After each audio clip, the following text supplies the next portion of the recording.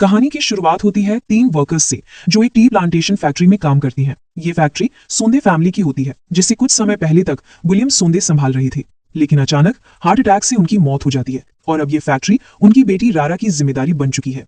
तीनों वर्कर्स अपने एक साथी सगी की मौत के बारे में बात करते हुए दिखते हैं। सगी की भी अचानक हार्ट अटैक से मौत हुई थी।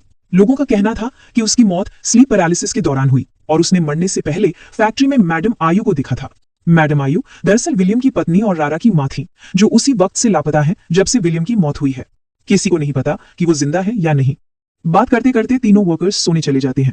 उसी रात एक वर्कर टगर नशे की हालत में सोने जा रहा होता है जब उसे किसी की अजीब सी आवाजें सुनाई देती हैं। आंखें खोलते ही वो देखता है कि उसके सामने एक डरावनी आत्मा है जिसका सिर्फ सिर है और जो हवा में उड़ रही है। डर के मारे टगर भागने की कोशिश करता है, लेकिन तभी अचानक एक रस्सी उसके गले में कस जाती है और अपने आप उसे ऊपर सीलिंग से लटकाकर मार देती है। यहीं से शुरू होती है असली कहानी। अगले ही सीन में हमें कई अखबारों की कटिंग दिखाई जाती है जिनमें लिखा है कि 5 से ज्यादा वर्कर्स की इसी टी फैक्ट्री में रहस्यमय मौत हो चुकी है, लेकिन सच अब तक सामने नहीं आया। इसके बाद रारा अपने पति सुल्तान के साथ घर लौट रही होती है। उनका घर फैक्ट्री के पास ही है और वे हनीमून से लौटे हैं। माँ बाप की मौत के बाद भी रारा के चेहरे पर कोई गम नहीं है, बल्कि उसके व्यवहार में कुछ अजीब सी ठंडक है। घर लौटते समय उनका केयरटेकर जोको उन्हें बताता है कि फैक्ट्री में अजीब घटनाएं हो रही हैं। दोपहर में अचानक बारिश होने लगती है और कई बार मशीनें अपने आप बंद हो जाती हैं। इन सब कारणों से टी प्रोडक्शन बहुत कम हो गया है और उन्हें भारी नुकसान झेलना पड़ा है। रात में रारा और सुल्तान सो रहे होते हैं, तभी रारा को स्लीप पैरालिसिस जैसा अटैक आता है। उसका शरीर अकड़ जाता है, चेहरा डरावना हो जाता है, मानो कोई आत्मा उसे काबू में कर रही हो। सुल्तान घबरा जाता है और जोको को बुलाता है। जोको दौड़ कर आता है, एक गिलास में पानी लेकर भगवान का नाम लेता है और रारा पर छिड़क देता है। अगले ही पल रारा शांत हो जाती है, लेकिन उसे कुछ याद नहीं होता और उल्टा जोको पर चिल्लाने लगती है, तू मेरे कमरे में क्यों आया? अगले दिन फिर वही होता है। इस बार सुल्तान को खिड़की के बाहर एक उड़ता हुआ सिर दिखता है और रारा फिर से पजेस्ड होकर हवा में तैरने लगती है। जोको फिर मदद करता है, पर रारा को कुछ याद नहीं रहता। अब सुल्तान को यकीन हो जाता है कि घर में किसी बुरी आत्मा का साया है।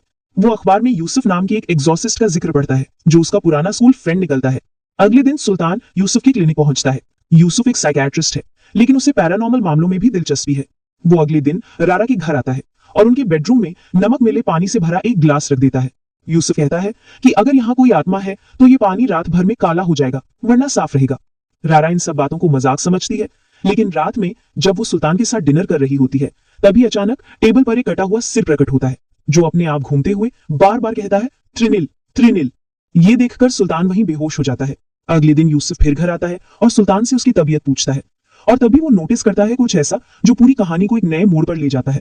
अगले दिन जब यूसुफ वापस आता है तो देखता है कि गिलास का पानी पूरी तरह से काला हो चुका है। इसका मतलब साफ था, घर में वाकई एक भयानक आत्मा मौजूद है। अब रारा, जो अब तक इन चीजों को मजाक समझती थी, उसे भी यकीन हो जाता है कि कुछ अलौकिक जरूर हो रहा है। उसने खुद अपनी आंखों से उस आत्मा को देखा था, इसलिए वो यूसुफ से इसका समाधान ढूंढने के लिए कहती है, लेकिन साथ ही वो उसे सख्त चेतावनी देती है, तो मेरे इन्वेस्टिगेशन के दौरान मेरे पापा के पर्सनल रूम में मत जाना। यूसुफ को यह बात बहुत अजीब लगती है। उसे शक होता है कि रारा और सुल्तान उससे कुछ छिपा रहे हैं। यूसुफ अपनी डेमोनिक स्पिरिट्स वाली किताबों में खोजबीन करता है और पता लगाता है कि जो आत्मा उन्हें परेशान कर रही है उसका नाम है कुयांग। वो बताता है कि कुयांग कोई साधारण भूत नहीं होता, बल्कि ऐसे लोगों की आत्मा होती है जो काला जादू करते हैं और अपनी शक्ति बढ़ाने के लिए मासूम बच्चों की बलि चढ़ाते हैं। इन आत्माओं का दूसरा मकसद होता है अपने शरीर को वापस पाना। यूसुफ कहता है कि जब किसी इंसान की मौत बहुत दर्दनाक होती है, जैसे सिर काट दिया जाए, तो उसकी आत्मा भटकने लगती है और अपने शरीर की तलाश में लोगों को सताती है। ऐसी आत्माओं को कुछ जगहों पर हिंदू पेंगल भी कहा जाता है। इसी दौरान कुयांग फिर से उन सबको हॉन्ट करती है और यूसुफ तय करता है कि उसे विलियम के कमरे में छुपकर जाना होगा, क्योंकि सभी रहस्यों की जड़ वही है। अगले दिन वो छुपकर कमरे में जाता है और ये देखकर हैरान रह जाता है कि वहां रारा की एक भी तस्वीर नहीं है। उसी समय फैक्ट्री में हड़कंप मच जाता है। वर्कर्स को टगर की लटकी हुई लाश मिलती है, वही टगर जिसे शुरुआत में उस आत्मा ने मारा था। इस घटना के बाद सारे मजदूर डरकर फैक्ट्री छोड़ देते हैं। जोको जब ये सब रारा और सुल्तान को बताता है तो यूसुफ और गहराई से जांच करने लगता है कि आखिर ये आत्मा किसकी है, और उस रात उसे इसका जवाब मिल जाता है।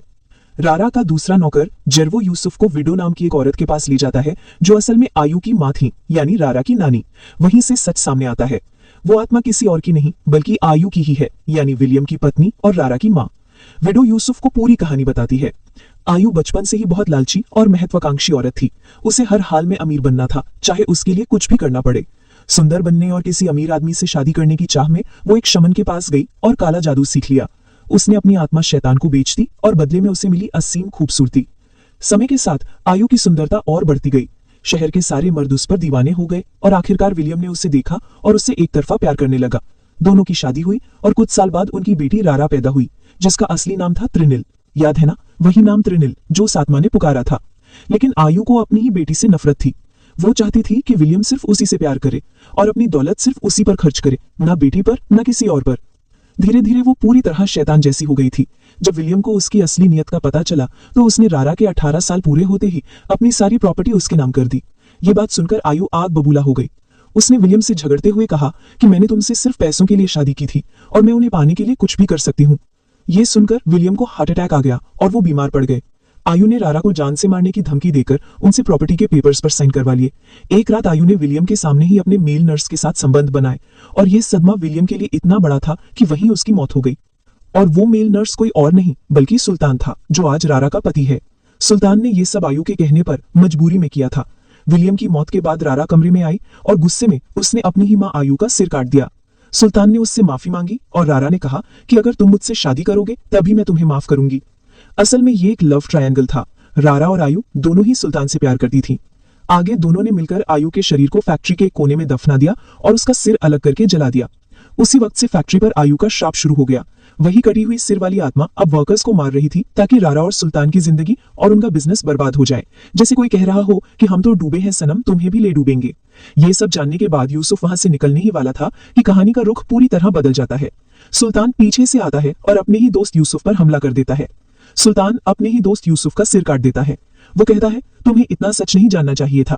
असल में पहले ही यूसुफ को चेतावनी दी गई थी कि उसे विलियम के कमरे में नहीं जाना चाहिए था, लेकिन सच जानने की चाह में वो वहां गया और अब उसके पास इतना बड़ा राज था जो सुल्तान का अपराध उजागर कर सकता था। इसलिए उन्होंने यूसुफ को हमेशा के लिए खत्म कर दिया। इसके बाद सुल्तान जेरवो से कहता है कि वो यूसुफ की लाश को दफना दे। फिर वो फैक्ट्री लौटता है जहां वो आयु के सिर के कंकाल को उसकी बॉडी से जोड़ देता है और चीजें थोड़ी सामान्य दिखने लगती हैं। असल में शैतान पहले से ही यूसुफ का पीछा कर रहा था और उसने यूसुफ और आयु की माँ विडो की बातचीत सुनी थी। उनमें कहा गया था कि आयु की आत्मा को तभी शांति मिलेगी जब उसका सिर उसकी बॉडी से जुड़ जाएगा, और ये काम रात के ठीक 2 बजे ही किया जा सकता था क्योंकि आयु को उसी समय मारा गया था।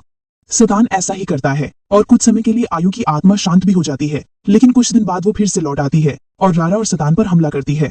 इस हमले में शैतान बुरी तरह घायल हो जाता है, मगर रारा को मारने से पहले जुको, एक प्रीस्ट, कुछ लोगों के साथ वहां पहुंच जाता है और किसी तरह रारा को बचा लेता है। रारा को एक विजन आता है जिसमें उसके पिता उससे कहते हैं, तुम अपनी माँ को माफ कर दो, जितनी इज्जत तुमने मुझे दी है उतनी ही उन्हें भी दो। ये सुनकर रारा अपनी माँ आयु को माफ कर देती है। अगले सीन में हम देखते हैं कि रारा ने विलियम की कब्र के पास अपनी माँ आयु और शैतान की कब्रें भी बनवाई हैं। अब वो अपनी माँ को वो सम्मान दे रही है जो हर बेटी को अपनी माँ को देना चाहिए। फिर वो अपनी नानी विडो से मिलने जाती है और उनके साथ रहने लगती है। मूवी के आखिरी सीन में उनके घर के बाहर जमीन से एक आत्मा का हाथ बाहर आता दिखता है और इसी के साथ फिल्म खत्म हो जाती है। अब अगर एंडिंग की बात करें तो लगता है कि वो हाथ यूसुफ का हो सकता है या शायद उसकी आत्मा जाग चुकी है जो किसी नए रूप में लौटने वाली है। अगर वो कुंदिम बनता तो उसका सिर भी वापस आता, जबकि उसका सिर पहले ही जला दिया गया था। इसलिए ये संभव है कि उसका शरीर अब किसी नए शक्तिशाली रूप में बदलने वाला है, शायद ग्रह यानी कुंग का मेल वर्जन। कुछ लोग सोच सकते हैं कि शायद आयु की आत्मा वापस आ गई है क्योंकि उसने अपनी आत्मा डेविल को बेची थी, और हो सकता है उसका बदला अब भी बाकी हो। वो कभी नहीं चाहती थी कि विलियम की संपत्ति उसकी बेटी को मिले, इसलिए शायद अब वो लौट आई है।